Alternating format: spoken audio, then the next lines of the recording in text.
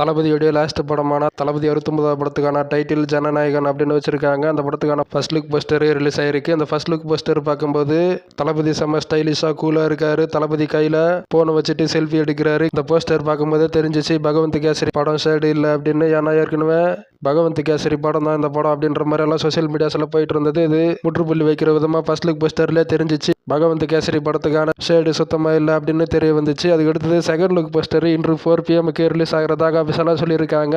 இன்றைய third look போஸ்டரும் விடலாம் wait பண்ணி தான் பார்க்கணும். ஆனால் செகண்ட் லுக் போஸ்டரும் எப்படி இருக்கு அப்படின்னு வெயிட் பண்ணி பார்ப்போம். ஃபர்ஸ்ட் லுக் போஸ்டர் பார்க்கும்போது பொலிட்டிக்கல் படம் போல இது. சரி வெயிட் பண்ணி பார்ப்போம் அந்த படம் என்ன ஜேனர் அப்படின்னு. அடுத்த போஸ்டர்லயோ அல்லது வீடியோலயோ தெரிய வந்துடும் அந்த படம் என்ன ஜேனர் அப்படின்னு. வினோத் டைரக்ஷன் பண்றாரு, அனிருத் மியூசிக் பண்றாரு. தளபதி, பூஜா ஹெக்டே, பாபி டியோல், கௌதம் மேனன், பிரகாஷ் ராஜ், நரேன், பிரியாமணி, மமிதா பைஜி, மோனிஷா பிளஸி, வரலட்சுமி, தீஜய் நடிக்கிறாங்க.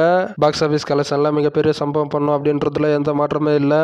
Leo the greatest of all time படத்துக்கு பிறகு தளபதியுடைய அடுத்த படமான ஜனநாயகன் படமும் இண்டஸ்ட்ரி ஹிட் ஆகும் அப்படின்னு எதிர்பார்க்கப்படுகிறது.